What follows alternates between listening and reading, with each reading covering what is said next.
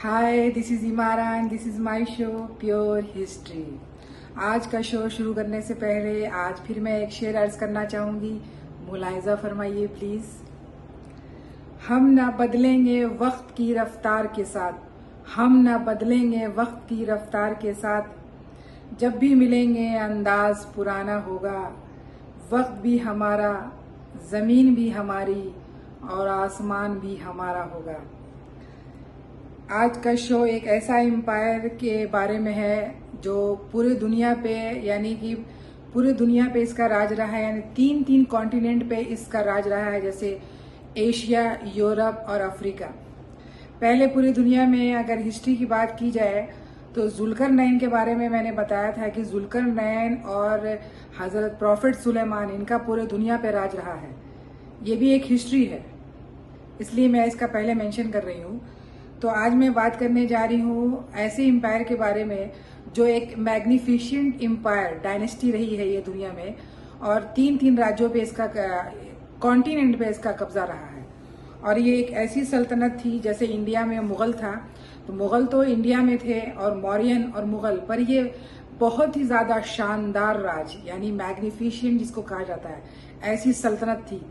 इसी सल्तनत को ओटोमैन सल्तनत कहा जाता है। इसीलिए आज मैं ओटोमैन के बारे में बात करने जा रही हूँ, जिसे उस्मानिया सल्तनत भी कहा जाता है। उस्मानिया सल्तनत इसे इसलिए कहा जाता है क्योंकि इसकी स्थापना जो है जुलाई 1299 एडी में उस्मान गाजी के द्वारा किया गया था। उस्मान गाजी इसके संस्थापक हैं ओटोमैन डायनेस्टी के। 623 सालों तक उस्मानिया सल्तनत का राज था दुनिया में, 650 साल तक, और इस पर टोटल 36 राजाओं ने राज किया। Imagine, just imagine. उसके बाद जितने भी ये जो राजा थे, इन पे 2 सीरियल काफी हिट रहा है, जैसे कि द मैग्निफिशेंट सेंचुरी एक बहुत हिट सीरियल है, वर्ल्ड में फेमस है, और दूसरा है इर्तुगरुल गाजी। तो जब इसकी स्थापना हुई थी तो लोगों ने सोचा नहीं था कि ये इतना आगे तक जाएगा। ये डायनेस्टी एक ऐसी डायनेस्टी थी कि इसे हर तरफ से इन चीज़ों के बारे में, यानी इनको जिसको बोलते हैं गॉड की तरफ से इनको मदद मिली थी, क्योंकि जो समुद्री इलाका था, जो इनका राज था, वो सब राज्यों पर सबसे ज़्यादा वहाँ से इनको इनकम आता था। इकोनॉमिकली ये बहुत ही स्ट्रांग थे। जो समुद्री इलाका था जहाँ से लोग बिजनेस के लिए चाइना, इंडिया, भारत, लोग इंडिया आते थे, उस रास्ते पे ही ओटोमैन का कब्जा था, जिसकी वजह से इनको काफी टैक्स मिलते थे। और ये एम्पायर जो है, जैसे पहले आपको पता है कि पुर्तगाली और फ्रांसीसी, पूरी दुनिया समुद्री इलाकों पे इनका कब्जा था, पुर्तगाली और फ्रांसीसी का। तो ये लोग कब्जा करने के बाद सारी चीजों को अपने हाथ में कर रहे थे, पर जब ओटोमैन का उदय हुआ तो इन लोग पीछे पड़ गए, यानी कमजोर हो गए, और सबसे ज्यादा इनका ओटोमैन का कब्जा हो गया हर तरफ। और इतिहास में ये कुछ, और इतिहास तो हर कुछ सिखाता है। इतिहास एक ऐसी चीज, एक ऐसा सब्जेक्ट है जिससे आपको एक सीख मिलती है कि आप वो गलती दोबारा ना दोहराएं। इतिहास आपको आईना दिखाता है कि पास्ट में क्या हुआ था और क्यों हुआ था और कैसे हुआ था, जिससे आप अपने आगे की रणनीति को समझ सकते हैं। ये सुन्नी मुस्लिम थे, पर ये सेक्युलर थे, और कभी भी किसी का धर्म परिवर्तन जबरदस्ती नहीं करवाते थे। किसी को भी धर्म से इनका कोई मतलब नहीं था, ये बस अपने आप को समझते थे। और इनके राज में जहां जहां भी इन लोगों ने कब्जा किया, ज्यादातर वहां पे जो उनकी जनता थी, उनकी जो मेजोरिटी थी, वो क्रिश्चियन थी। अलग अलग सब ज्यादातर क्रिश्चियन थे। तो इन्होंने कभी भी धर्म परिवर्तन नहीं है किसी का किया, सिर्फ वहां पे राज करते थे, और सब जनता भी इनसे खुश रहती थी, और साथ में लेकर ये सबको चलते थे। इनकी आर्मी बहुत जबरदस्त थी। इनकी आर्मी में हर धर्म के लोग थे। उस जमाने में ऐसा हुआ था, मैंने पहले भी बताया है, कि लोग जो है बच्चों को उठाकर ले जाया करते थे, और हर रिलीजन के बच्चे, उनका धर्म परिवर्तन नहीं होता था। और वो जो गुलाम होते थे वो बड़े बड़े पोस्ट पे होते थे, बड़े बड़े पोस्ट पे, यानी प्राइम मिनिस्टर के पोस्ट पे, आर्मी के पोस्ट पे, यानी उनका एक बड़ा दबदबा और रुतबा होता था। उनके टैलेंट के हिसाब से उनका सिलेक्शन होता था। ये एम्पायर जजिया कर भी नहीं लगाती थी, और कभी किसी को परेशान नहीं करती थी, इसीलिए इसका उदय हमेशा बहुत ही जल्दी हो रहा था। रोमन एम्पायर में भी इनका कब्जा हो गया। रोम जब कोई भी कब्जा नहीं कर सका, ओटोमैन एम्पायर ने वहां भी कब्जा कर लिया, वहां भी कब्जा कर लिया और सब इनके कब्जे में आ गया। ईस्टर्न रोम को भागों में जो है, जो वेस्टर्न और ईस्टर्न जो रोम थे, एम्पायर था, ये सब अलग अलग था, ये सबको इन लोगों ने कब्जा कर लिया। उसके बाद जो है इस्तांबुल शहर 1250 तक रोमन एम्पायर खत्म हो चुका था बिल्कुल, यानी सब ओटोमैन के हाथ में आ चुका था। उसके बाद जो है इनका जो पहला कैपिटल है, इन लोगों ने पहला कैपिटल अपना जो है उससे सौजित को बनाया था ओटोमैन का, और इलग्रिम सुल्तान रोम का खिताब भी इन्हें दिया गया। कुस्तुतुनिया पर भी इन्होंने आक्रमण किया और उनको भी उन लोगों ने अपने हाथ में ले लिया।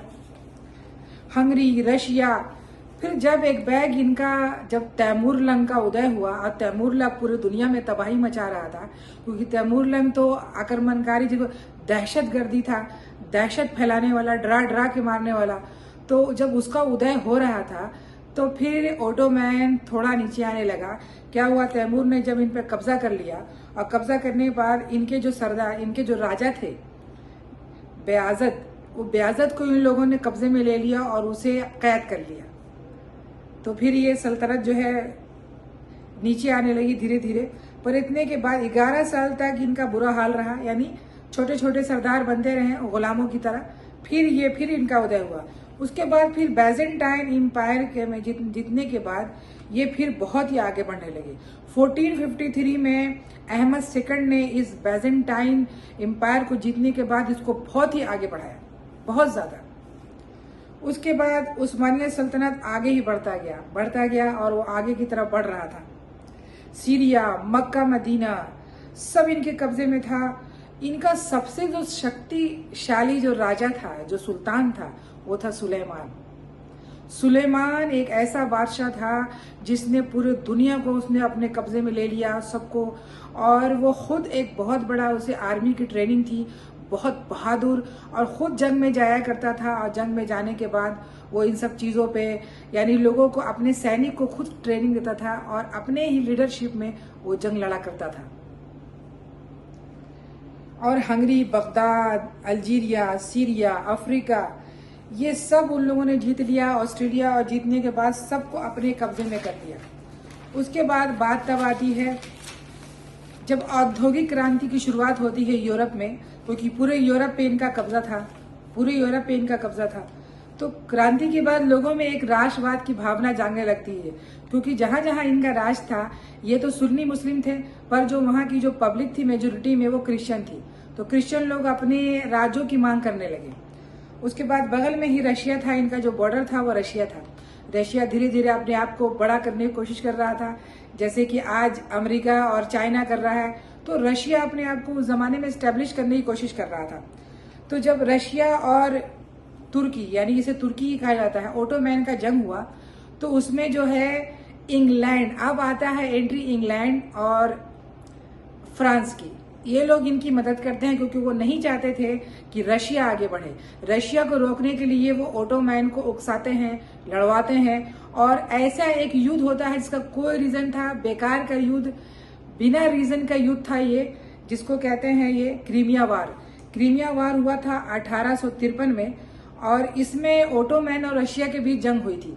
इसका कोई रीजन नहीं था, इसका लड़ने का कोई वजह ही नहीं समझ में आ रही थी।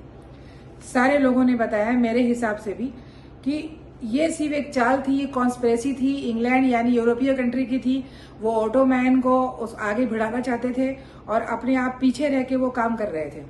उसके बाद ये होता है कि जो इतना स्ट्रांग, इतना बड़ा ओटोमैन डायनेस्टी, यानी उस्मानिया डायनेस्टी जो इतना आगे चल रहा था, वो धीरे धीरे कमजोर होने लगता है। क्योंकि जब जंग होती है, बिना वजह, बिना रीजन की जंग होती है, तो जंग में जो है उस्मानिया सल्तनत जो है काफी कर्जा लेती है, और इतना कर्जा लेती है इंग्लैंड और फ्रांस से, ये लोग उसे खूब कर्जा देते हैं। इसीलिए कहा जाता है कि लोगों को सबक सीखना चाहिए इतिहास से। आज वही काम जो है चाइना कर रहा है, लोगों को खूब कर्जे दे रहा है और कर्जा देकर उसको गुलाम बना रहा है, ताकि वो उसको आगे चल के इस्तेमाल कर सके और अपनी रणनीति में उसका, जिसे बोलते हैं कि दूसरे के कंधे पे बंदूक रख के मारना। उसी तरीके से इंग्लैंड और फ्रांस ने ये खेल खेला, और उसके बाद ओटोमैन और रशिया में खूब जंगें हुई, क्रीमिया वार हुआ, फिर वाल्कन समझौता, वाल्कन वार हुआ। ये सब होने के बाद ओटोमैन जो है इतना सारा कर्जा ले चुका था, इतना सारा कर्जा ले लिया उसने और लेकर वो जंग लड़ता रहा जिसका कोई रीजन नहीं था। इतना बड़ा एम्पायर बहुत अच्छे से चल रहा था, पर कुछ लोगों की यानी खुद बादशाहों की गलती की वजह से ये चीजें हो गई यहाँ पे। उसके बाद फिर क्या होता है कि जब इतना कर्जा लेने के बाद और जंग में उसकी बुरी तरीके से हार होती है, हार होने के बाद अब वो कर्जा चुका नहीं पाता है। कर्जा कैसे चुका सकता है, उसके पास पैसे नहीं थे, वो बैंक करप्ट हो जाता है। और बैंक करप्ट होने के बाद फिर क्या होता है, फिर यही होता है कि जितनी भी कंट्रियां हैं वो सब जो है पैसे के नाम पे उसको तोड़ने लगती है। ओटोमैन बर्बाद हो रहा था क्योंकि इतना बड़ा यानी वो गरीब तो हो चुका था, पैसे तो नहीं थे, बस जमींदार था। उसके बाद इतनी जमीनें थी एशिया में, यूरोप में और अफ्रीका में कि वो जमीन बांटने का नौबत आ गया। रशिया धीरे धीरे जंग जीत के अपने आप को स्ट्रांग कर रहा था, जैसे रशिया ने आज यूक्रेन को किया। लोग छोटे छोटे जितने भी राज्य थे वो सब अलग होने लगे और अपने को इंडिपेंडेंस घोषित करने लगे। तो इस ढंग से जो है ओटोमैन जो फिर प्रथम विश्व युद्ध हुआ 1914 और 16 के बीच, जिसके अंदर जो है ओटोमैन जिसके साथ थी, जैसे ऑस्ट्रेलिया, हंगरी, जर्मनी, इटली, जो भी कंट्री थी, इनके साथ वो जंग लड़ रहा था और ये लोग बुरी तरीके से फर्स्ट वर्ल्ड वार में हार जाते हैं। फर्स्ट वर्ल्ड वार में इनकी हार हो जाती है। उसके बाद ओटोमैन एक बिल्कुल 1922 ईस्वी में ये खत्म हो जाता है। फिर जब तभी तुर्की का उदय होता है। ये जो तुर्की जो राज है, जो कंट्री है, ये ओटोमैन का ही एक हिस्सा है, यानी उस्मानिया सल्तनत का बचा हुआ हिस्सा है, यानी यही लोग ओटोमैन थे। तो वहां जो है राष्ट्रवाद जाग जाता है। वो लोग कहते हैं कि हमारा इतना बड़ा सल्तनत और ये बुरी तरीके से बादशाहों की गलती की वजह से आज हम बिल्कुल सिमट कर रह गए, हमारा सारा चीज छिन गया, धन दौलत पैसा, हमारी जमीन सब लोग छीन के ले गए, लोग बांट रहे हैं। जैसे आज यहाँ इजराइल ने किया और वो फिलिस्तीन का हालत हुआ, सब चीजें ये चीजें हो गई। तो यही कहा जाता है। फिर वहां जो है तुर्की में मुस्तफा कमाल का जो है उदय होता है और वहां वो एक तुर्की राज की स्थापना होती है और एक बहुत बड़ी एक दूसरी कंट्री की स्थापना हो जाती है। और पूरी तरीके से 1922 ईस्वी में ओटोमैन यानी जो है उस्मानिया सल्तनत का अंत हो जाता है। तो ये कहने का मतलब, ये शो बनाने का मतलब यही है कि आज जिन संघ से जो इस ढंग की कॉन्स्पिरेसी और पॉलिटिक्स चल रही है दुनिया में, जिस ढंग से चाइना और अमेरिका के गेम में जो छोटी छोटी कंट्रियां फंस रही हैं, इन लोगों को इससे काफी सबक लेना चाहिए कि आप बिना वजह बिना किसी रीजन में टांग नहीं अड़ाना चाहिए। आपको अपने बारे में सोचना चाहिए कि ये जो आप काम कर रहे हैं, जैसे आज चाइना जो है पाकिस्तान को बहुत सारे कर्जे दे रहा है और कर्जे दे करके उसको अपने मुट्ठी में करके रखा हुआ है ताकि लोगों को डराए और लोगों को कुछ काम निकाल सके। उसको किसी से मोहब्बत नहीं। यही पाकिस्तान को आज सालों पहले अमेरिका कर्जा दे रहा था, उसको अपने पास रखे हुआ था। तो ये सब जो कंट्रियां होती हैं, ये सब इस्तेमाल करने के लिए होती हैं। ये लोग बड़े बड़े लोग जो होते हैं, इसी ढंग से इंग्लैंड और फ्रांस ने ओटोमैन यानी उस्मानिया सल्तनत को, उसकी कंट्री को इस्तेमाल किया, उसे खूब कर्जे दिए, उसको बिना वजह के युद्ध में उतारा और रशिया के साथ भिड़ाया। रशिया के साथ क्रीमिया वार हुआ, उसके बाद जो है वाल्कन समझौता हुआ। इतने सारे वॉर हुए, इतने सारे समझौते हुए कि एक इतना पावरफुल कंट्री जो है आज दुनिया में उसका मुकाम और उसका निशान मिटा के रख दिया। तो मैं यही कहना चाहूंगी कि कभी भी कुछ करने से पहले आप अपने इतिहास को पीछे में झांक लें ताकि आप इससे सबक ले सके, क्योंकि लेसन हर चीज में मिलता है। लेसन लेना कोई बुरी बात नहीं है, लेसन लेना चाहिए। नमस्कार।